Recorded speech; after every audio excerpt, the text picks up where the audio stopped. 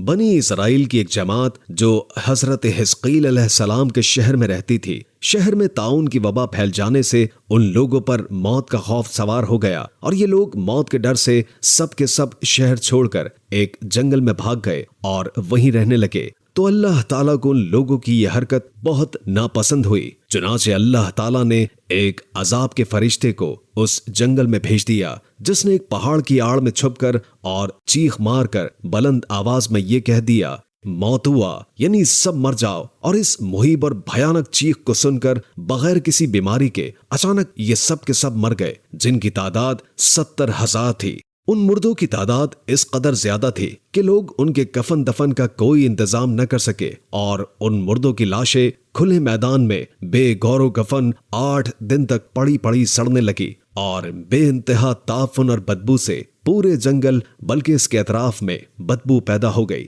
کچھ لوگوں نے ان کی لاشوں پر رحم کھا کر چاروں طرف دیواریں اٹھا دیں تاکہ یہ لاشیں درندوں سے محفوظ رہیں۔ کچھ دنوں کے بعد حضرت حزقیل علیہ السلام کا اس جنگل میں لاشوں کے پاس سے گزر ہوا تو اپنی قوم کے 70,000 انسانوں کی اس موت ناگہانی اور بے گور و کفن لاشوں کی فراوانی دیکھ کر رنج و غم سے ان کا دل بھر آیا، آپ دیدہ ہو گئے اور باری تعالیٰ کے دربار میں دکھ بھرے دل سے گڑ گڑا کر دعا مانگنے لگے کہ یا اللہ، یہ میری قوم کے افراد تھے جو اپنی نادانی سے یہ غلطی کر بیٹھے کہ موت کے ڈر سے شہر چھوڑ کر جنگل میں آ گئے۔ یہ سب میرے شہر کے باشندے ہیں، ان لوگوں سے مجھے انس تھا اور یہ لوگ میرے دکھ سکھ کے شریک تھے۔ افسوس کہ میری قوم ہلاک ہو گئی اور میں بالکل اکیلا رہ گیا۔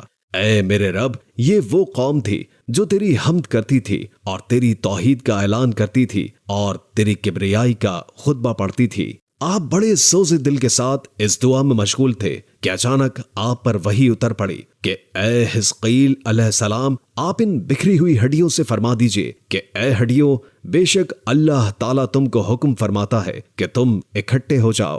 یہ سن کر بکھری ہوئی ہڈیوں میں حرکت پیدا ہوئی اور ہر آدمی کی ہڈیاں جمع ہو کر ہڈیوں کے ڈھانچے بن گئے۔ پھر یہ وحی آئی کہ اے حزقیل علیہ السلام، آپ فرما دیجئے کہ اے ہڈیوں، تم کو اللہ کا یہ حکم ہے کہ تم گوشت پہن لو۔ یہ کلام سنتے ہی فوراً ہڈیوں کے ڈھانچوں پر گوشت پوست چڑھ گئے۔ پھر تیسری بار یہ وحی نازل ہوئی کہ اے حزقیل، اب یہ کہہ دو کہ اے مردو، اللہ کے حکم سے تم سب اٹھ کر کھڑے ہو جاؤ۔